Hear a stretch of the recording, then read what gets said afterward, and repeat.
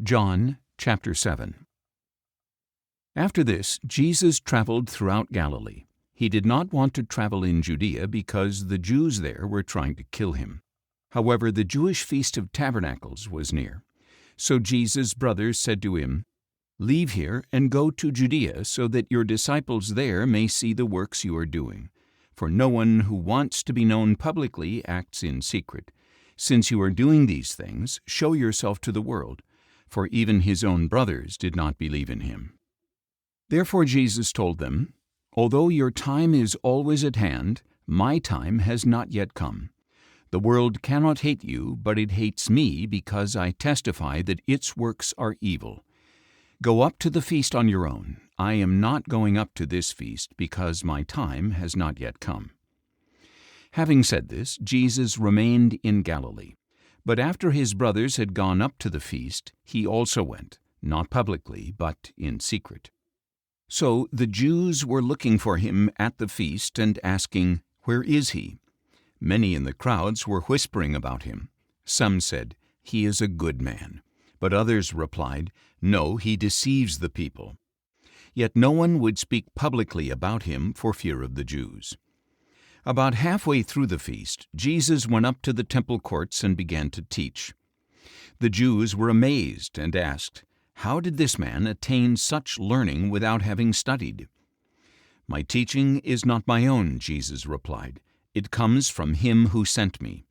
If anyone desires to do his will, he will know whether my teaching is from God or whether I speak on my own.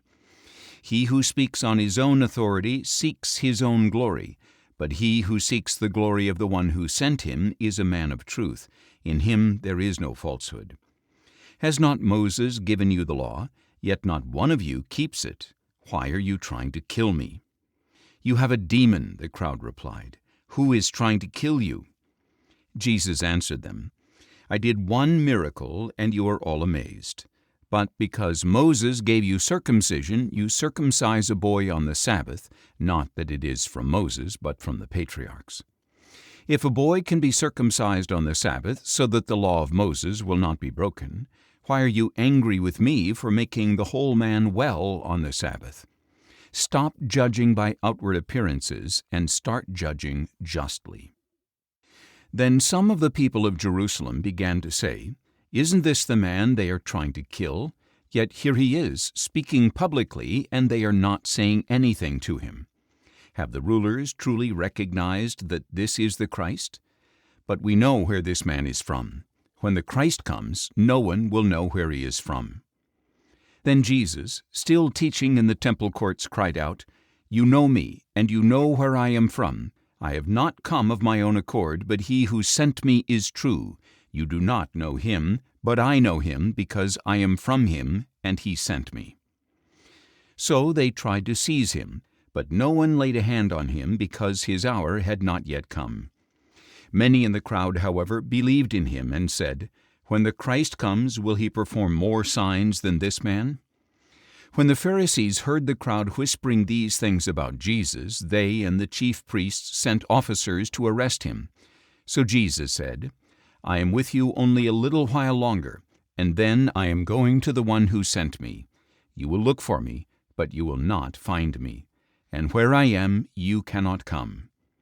At this the Jews said to one another, "Where does he intend to go that we will not find him? Will he go where the Jews are dispersed among the Greeks and teach the Greeks? What does he mean by saying, 'You will look for me, but you will not find me,' and 'Where I am, you cannot come'?"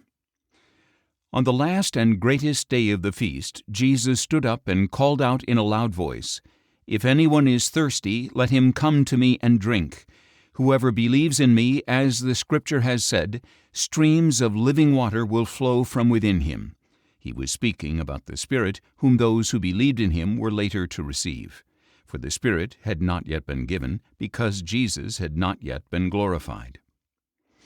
On hearing these words, some of the people said, "This is truly the prophet."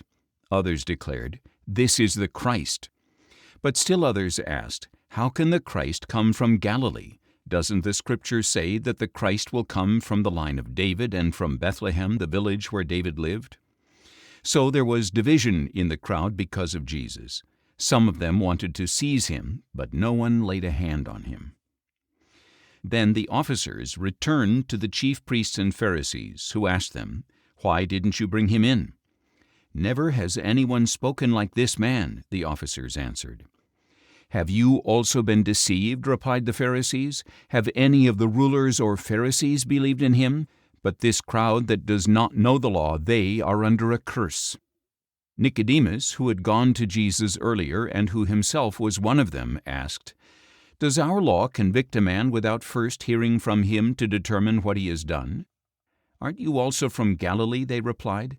"Look into it, and you will see that no prophet comes out of Galilee." Then each went to his own home.